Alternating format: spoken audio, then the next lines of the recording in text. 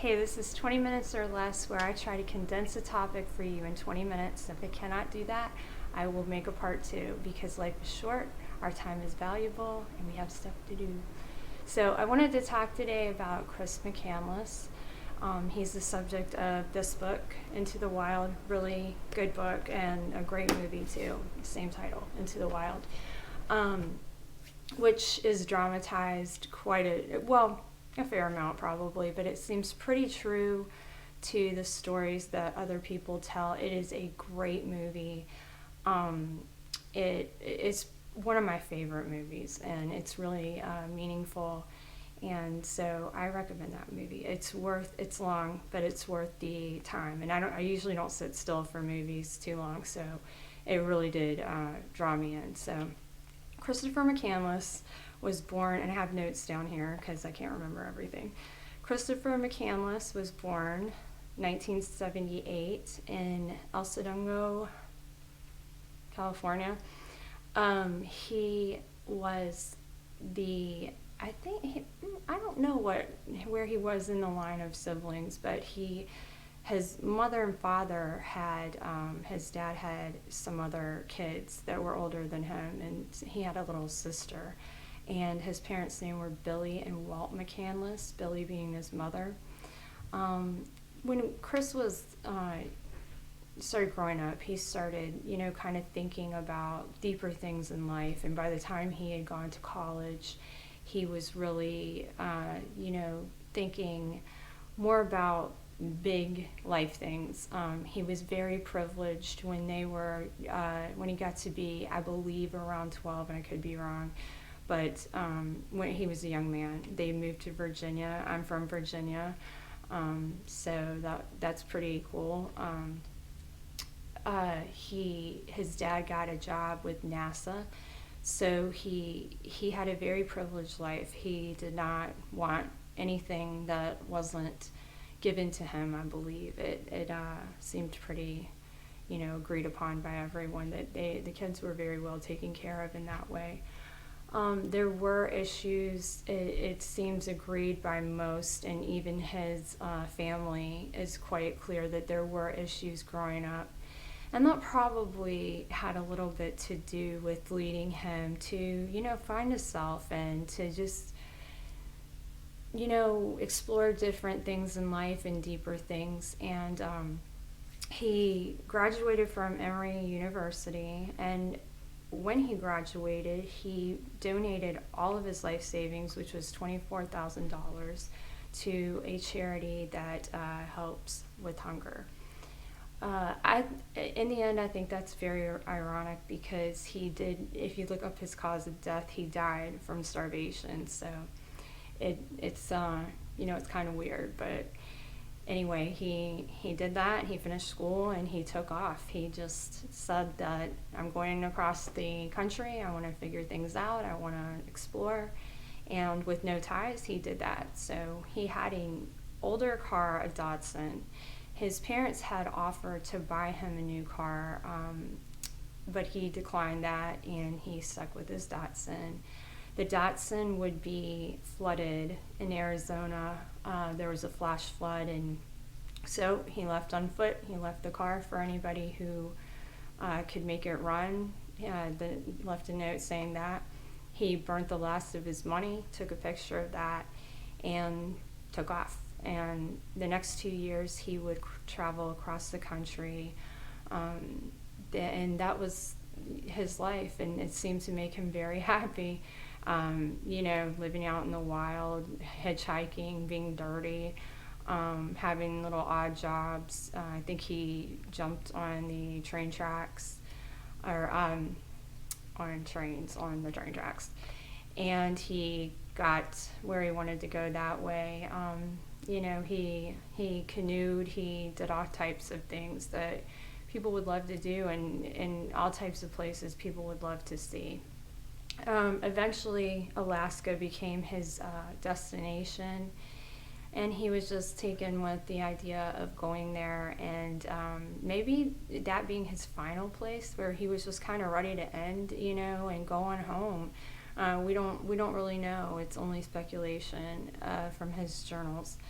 So, and Alaska is such a beautiful place. I mean, anybody would want to go explore that. But it proved to be just way too dangerous without the proper equipment, without food, without proper training. And unfortunately, he died 2 years after his beginning of his journey. He would die in a bus he called the Magic Bus. It's bus 142. It's now been moved to a museum. There's a picture of him beside this bus, and I actually had this picture. I had it in my office as just a reminder to, do things that are, follow the journey sometimes, even if it doesn't make sense to everybody. And I like that little picture because he just looks incredibly happy. I don't have it right now. We just moved, so it's packed somewhere, and I don't have an office anymore, so but I will try to put it in here. In many pictures in his life, there's no smile, there's no real, that thing that should be underneath in a picture. But in this picture, he is smiling, and he just looks like a man who is living his dream, living his best life. So there is much debate about whether or not he was just unprepared and just kind of unrealistic, and a young kid who just thought, I can beat this, and I think that a little bit, maybe that, but when you're 24 years old, you're not, you don't know everything, and you should take into account when you walk out to the woods that you may never walk back if you aren't prepared. But I think the moral of this story is that sometimes you just have to go, whether it makes sense to everybody or not. And that's what I took from this. And as long as this person is happy.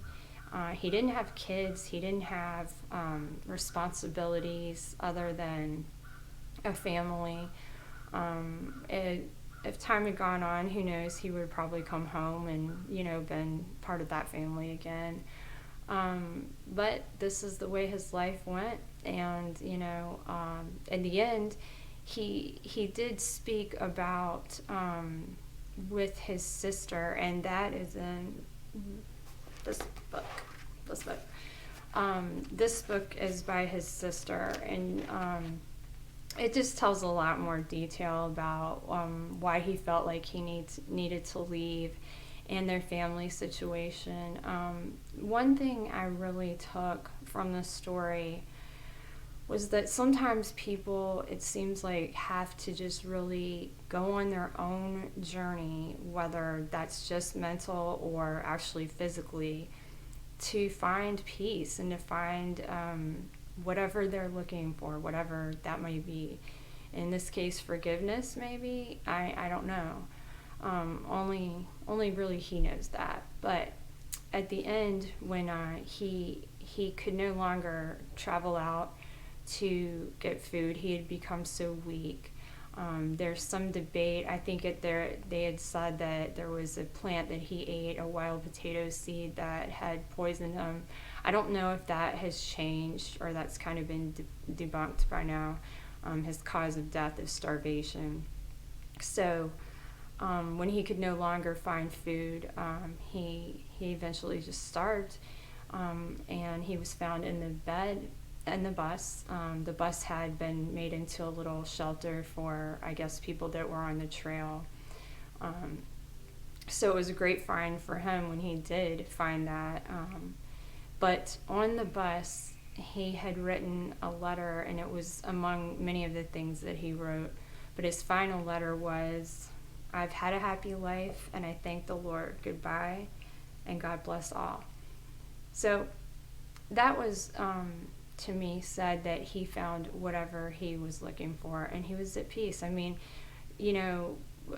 at least it's nice to know that you've figured everything out in your mind, and you're at peace when you are no longer gonna be alive. So I I thought I got a lot from his story. Like I said in the beginning, I think people fall into one of two categories. Either you're a person who's really happy to be at home and never stray too far from your comfort zone, and that might be a better way to be, honestly, because the adventure and the travel is always a little dangerous, but to me so worth it. And sometimes you just have to go, you just have to take the trip. That's how I feel anyway.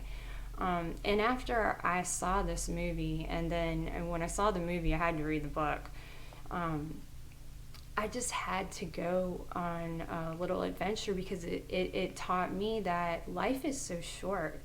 And people always say, next year I'm going to go on vacation, next year I'm going to do this, next year, but sometimes today is the day. And our family ended up going 5 states. we went all the way to the cross country as far as we could.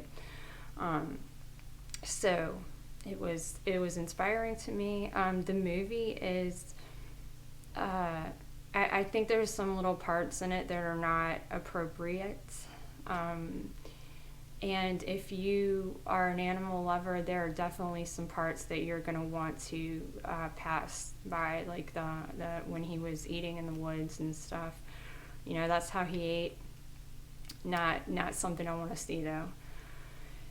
Yeah, and so, and it was shocking. I was watching the movie, and it got right to the end, and I was like, did this guy live? Because I didn't know the story when I saw the movie. My husband and I were watching it, and I cheated. I Googled it right at the part where the end scene, and I was like, I know Emil Hirsch is not seriously looking out of the window for just looking up at the sky and dying, right? But that was a disappointment, because not knowing the story, you thought maybe he would make it back home. But I don't know. It makes you question too, what is a full life? Is a full life what other people would consider success, or is it what you went out and found and think is successful to you? And I think, anybody who has lived a life where they feel that their version of success has been met, that is very much a life fully lived. So I recommend this book. I recommend this movie. I can't really think of too many. It was just a really cool journey. I know when I was young, I dreamed of getting anywhere but where I was. And, I totally understand. Now, I have responsibilities, and I'm happy to, just be with my family, and we go on adventures. But, like I said, sometimes you just have to take the trip, and I totally understood that. This is a great movie, great book, recommend it, and you should check it out. Thanks for watching, and have a good day.